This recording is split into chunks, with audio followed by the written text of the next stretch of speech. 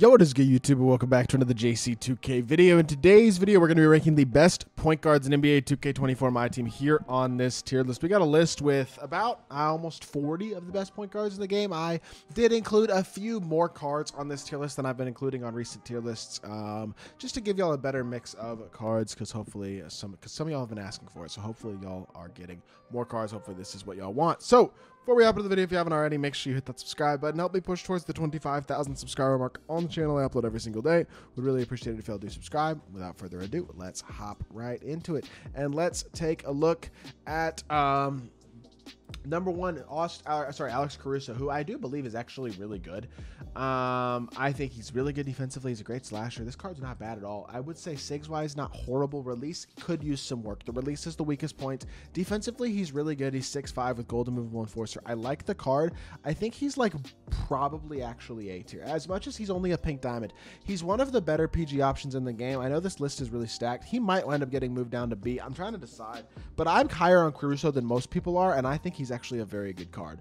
Austin Reeves, is he S tier? No, not including 100 overalls, because I included 100 overalls in this list, and I don't think he's better than the 100 overall PGs in the game, or at least most of them, but I do think he is a phenomenal card still, and definitely one of the better point guards in my team to this point. I don't know. I think he's definitely A tier. He's borderline S. He might crack the S tier just barely. I don't think he does, though, with the 100 overalls. So for me, I feel like he's high A, really great 3-hunting PG.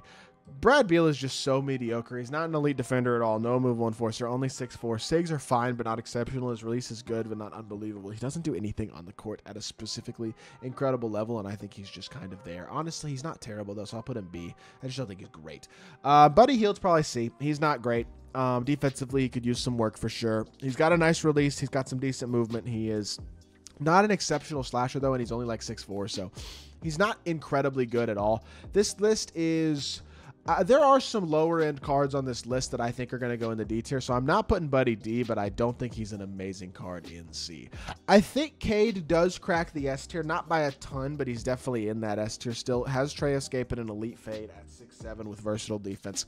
A lot of good about the card. His fade sucks, but everything else about Cade is actually really, really good. And I think besides his fade, he's a really, really nice card at the PG spot.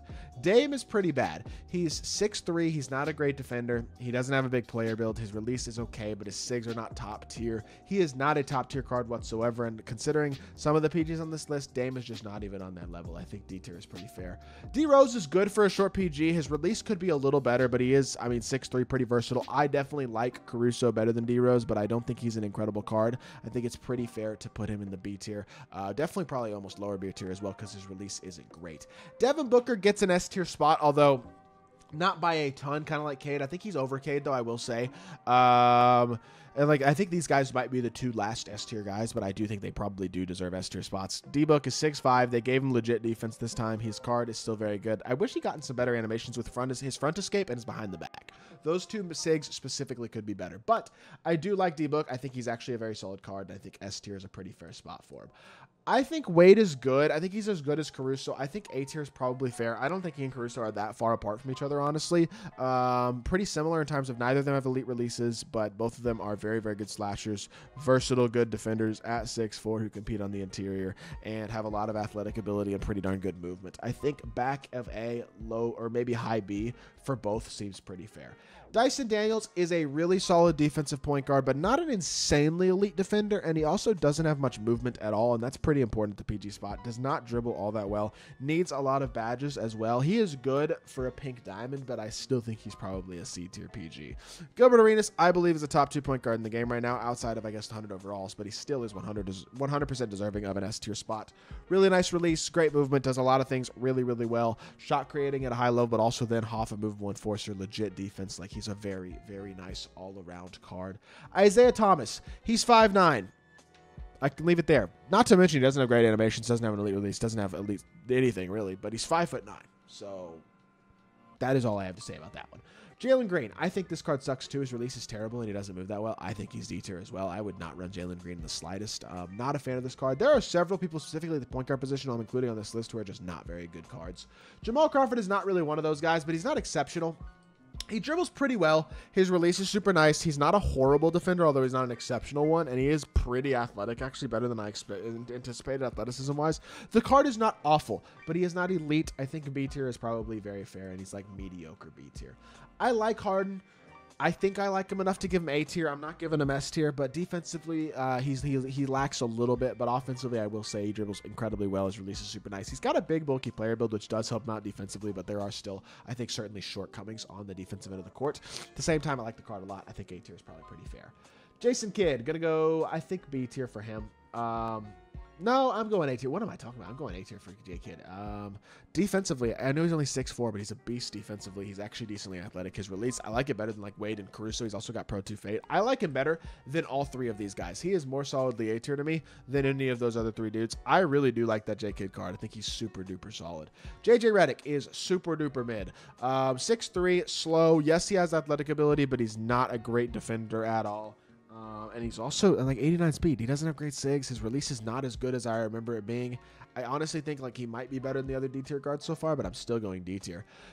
John Stockton is about as good as a 6'1" point guard who can't really dunk is going to be. So I almost want to put him C tier. He's got 98 speed. He's got a nice release. He moves pretty well.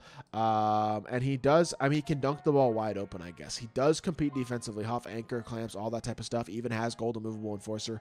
Like he competes more at 6'1" than some of these other dudes I feel like do at 6'3", 6'4". So I almost want to put him D tier, C tier, because I like his release a lot too. Like the card is not horrible. There are worse cards than him still left on this list. I'm actually putting him C tier, despite him being 6'1" and not an elite slasher. I think that's probably fair with how good he is. John Wall. He's almost A tier, but I think he's B.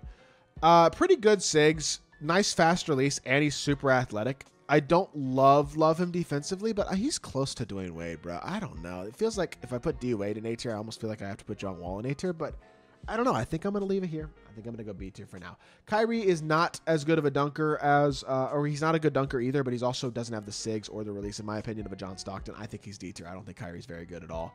Obviously, LeBron is S tier. He's 100 overall, 6'8" point guard with perfect SIGs at his own animations. He's LeBron freaking James. Of course, he's 100 overall. Of course, he's incredible. The card is obviously S tier without a shadow of a doubt.